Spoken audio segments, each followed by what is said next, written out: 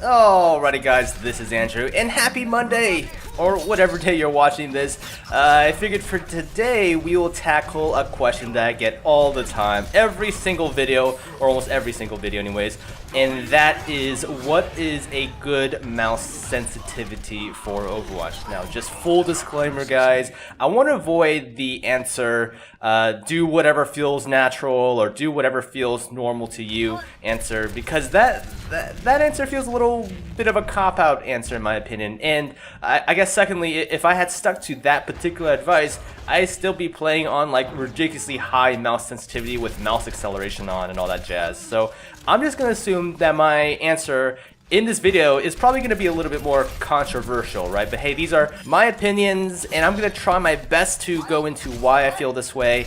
And ultimately, the point of this video, for me anyways, is to get more people to go outside their comfort zone and to experiment. With all that out of the way, let's start by saying this. Overwatch is a reasonably fast-paced game, right? Maybe not the fastest in the echelon of all different shooter games there are out there, but it's fast. The other thing is that it's largely hip-fire based, so your movement sensitivity, how much you can turn around and stuff, and your aim sensitivity will be pretty much the same. I know you have Widowmaker and Ana, but in general, most of the heroes would be hipfire based aiming style, or whatever you want to call it. So there's a bit of a balancing act you have to do. In a game like Battlefield, you have your aiming down sight sensitivity, and then like a regular walking around / hipfire sensitivity. And the handy thing about this system, or this style of shooter, is that you could set, or at least I set my hipfire sensitivity to be a little bit faster, so I can kind of, look around a little bit quicker, but I set my aiming down sight sensitivity quite a bit lower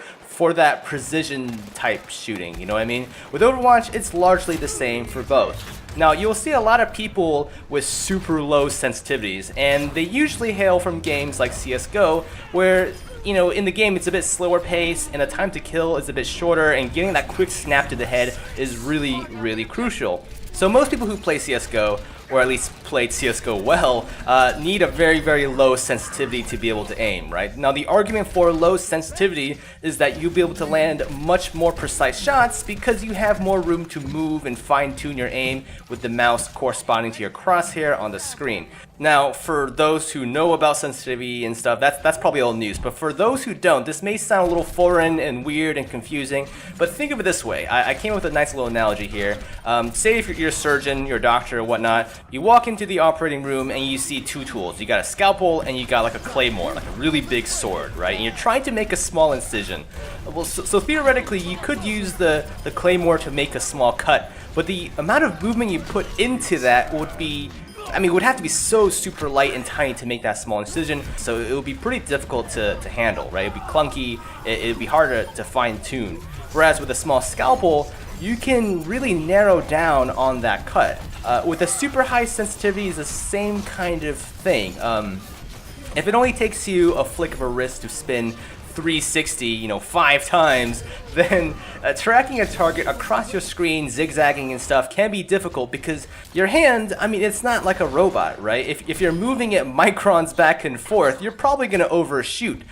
But there is a other side of the story, if you will. Overwatch, it isn't all about aim. It's only half of the equation, or whatever. People can get mad at me, so it's only 25%. Okay, well, you guys know what I mean. It's only part of the story. In my opinion, though, having a too low of a sensitivity can be pretty bad, because it could hinder your ability to move around quickly, turn around quickly. Take a look at a hero like Genji, right? You're doing 180s and 360s. That's pretty common stuff. So if your sensitivity is too low, the argument could be made that keeping track of your targets and your positioning and view angle, that could be pretty difficult if you're having to throw your entire mouse around, right? Your whole arm around. Now, to the contrarians out there, yes, obviously, I know there's plenty of people who play on super, super low sensitivities in Overwatch. For me personally, I'm not one of them. So what is a good sensitivity for Overwatch? For me, it's a balance between something super low, like what you would see in CSGO, that way you have, that flexibility with aiming and precision shooting, and something on the higher side so you're not totally restricted. Now for me, personally, I'm rocking a 800 DPI and 8.3 sensitivity in Overwatch.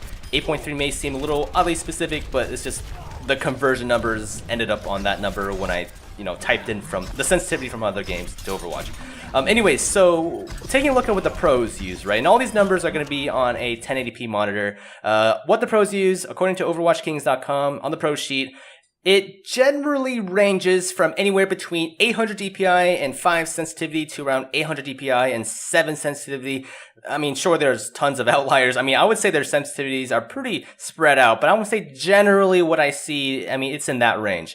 Now, for me personally, I think I rank a little higher on the spectrum for sensitivities, but I think it's still a good medium range, right? To me anyways. It's a balance between maintaining that aim that you would get from a low sensitivity, but not being too low when you can't turn that fast. So some of you guys out there may be wondering, well, wait, like my sensitivity is much, much higher. I can flick my wrist and I can do a 360 15 times. And to those people, I would say, I would highly suggest you look into your own gameplay. Maybe you find that your aim percentage is a little lacking or a little lower than what you would want.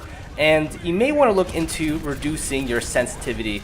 And I know a lot of people down in the comments will say, but low sense feels so weird and unnatural. And to those people, you know what? You're completely right.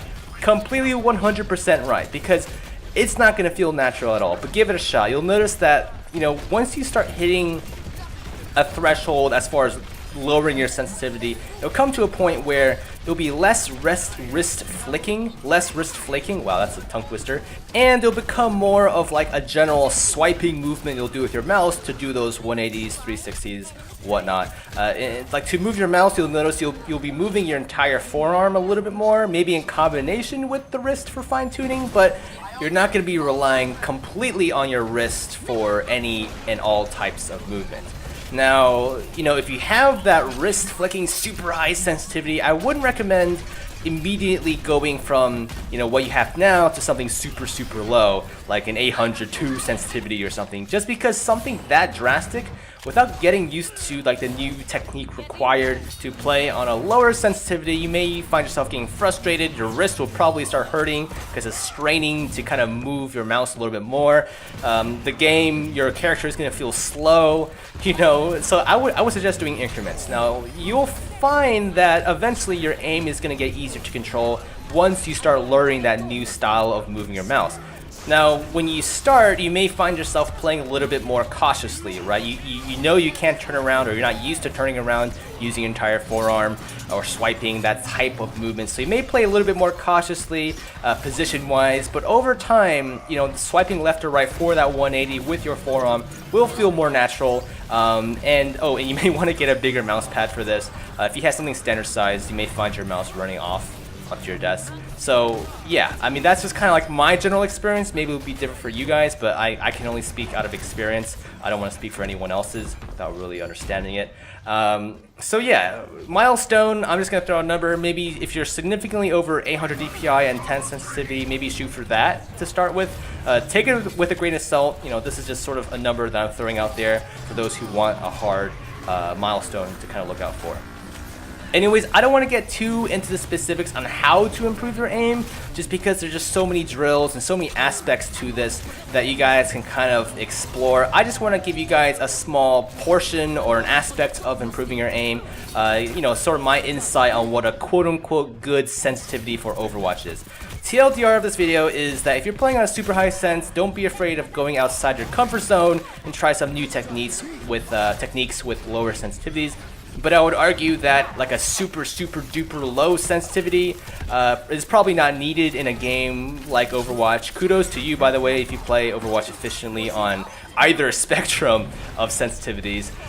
Anyways, guys, that's all I got for today. Hope you guys found this information useful. If you did, hit that like button. Feel free to leave a comment down below telling me or us or whatever what sensitivity you use and maybe your thoughts on all this. If you disagree with me, please let me know down in the comments as well. I'll kind of explain your logic and your thought process.